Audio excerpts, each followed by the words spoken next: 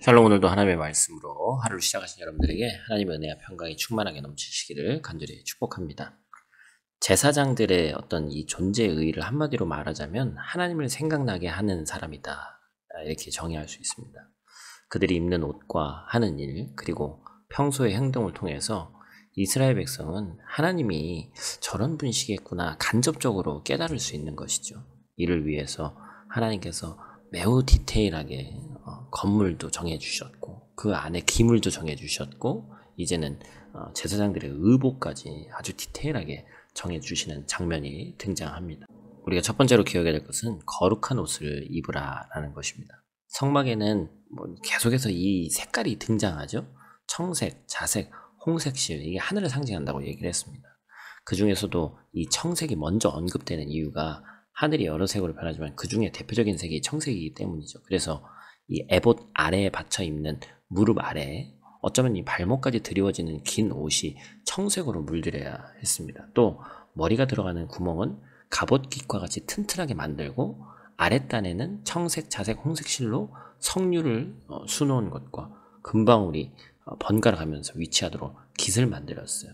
그래서 이 금방울에 대한 이야기를 제가 일전에도 한 적이 있는데 이게 정확하게 사실은 어떤 것이다 확실하게 얘기할 수 없지만 이 금방울 때문에 사실은 대속죄일이나 지성소로 대제사장에 들어갔을 때 살아있구나, 하나님께 제사를 잘 드리고 있구나, 그런 것을 구별하는 소리라고 제가 말씀드렸죠. 그래서 이 금방울 소리가 하나님의 거룩하심으로부터 아론을 안전하게 지키는 그런 역할을 했다라고 이제 그렇게 생각을 합니다.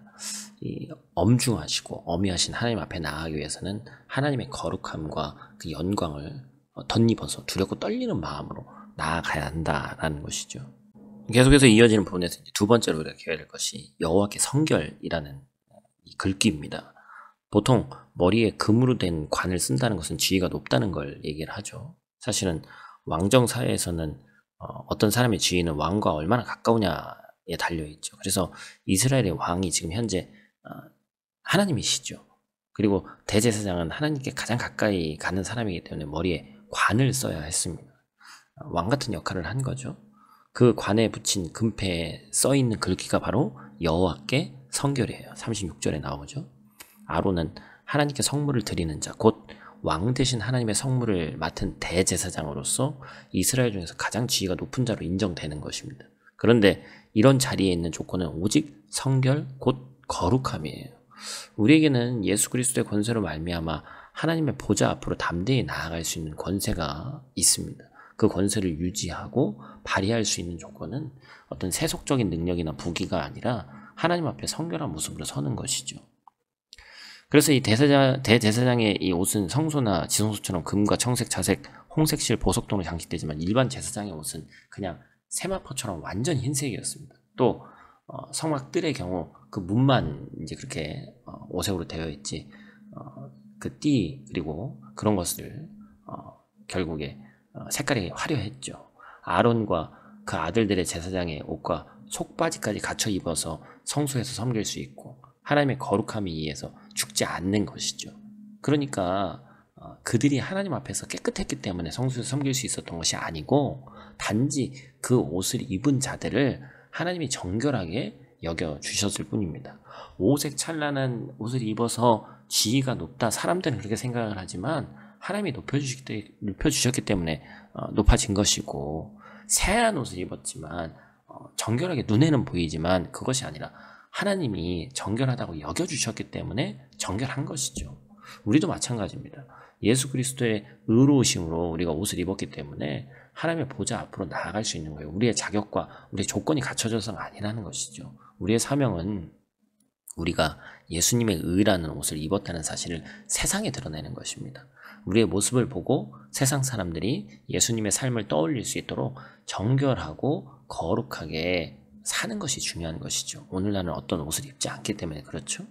그리스도인들은 바로 왕같은 제사장이라고 베드로전서 2장에서 얘기했습니다. 따라서 우리는 예수 그리스도로 옷을 입고 사람들이 예수님을 우리를 통해서 떠올리는 삶을 살아야 합니다. 우리의 정결한 모습과 선한 언행을 통해서 주변 사람들이 예수님을 봤으면 좋겠습니다. 세상에서 왕같은 제사장의 역할을 다 하시기를 간절히 축복합니다. 오늘 하루도 어김없이 이 주어진 말씀 붙잡고 승리하시기를 바라고 풍성한 하나님의 은혜가 넘치시는 하루 되시기를 간절히 축복합니다. 기도하겠습니다. 하나님, 우리가 이 하나님의 뜻을 알기 위해서 하나님의 계시의 말씀인 이 성경 말씀을 듣게 하시고 또한 묵상하며 배우게 하심에 감사를 드립니다. 우리가 이 말씀을 그냥 알고 그치는 것이 아니라 성령 안에서 말씀을 근간으로 해서 하나님의 뜻을 구하고 기도 응답을 통해 하나님의 거룩하신 뜻이 무엇인지 깨닫게 하시고 결국에 아버지의 원대로 되기를 원합니다 라고 기도하신 예수 그리스도를 본받아 하나님의 뜻에 복종한 우리 될 수 있도록 하나님 도와주시옵소서. 오늘 말씀을 통해 거룩함과 흠이 공존할 수 없다는 엄미한 진리의 말씀을 우리가 깨닫게 하시니 감사를 드립니다. 하나님이 구약시대에 대제사장과 제사장이 거룩함을 위해 완전 무장했듯이 지금의 우리들도 그리스도로 옷 입고 그 옷에 합당한 삶을 살아가는 오늘 하루 될 수 있도록 하나님 도와주시옵소서. 오늘도 눈동자와 같이 지키시길 원하며 우리의 구원자 되신 예수님 귀하신 이름으로 기도드립니다. 아멘.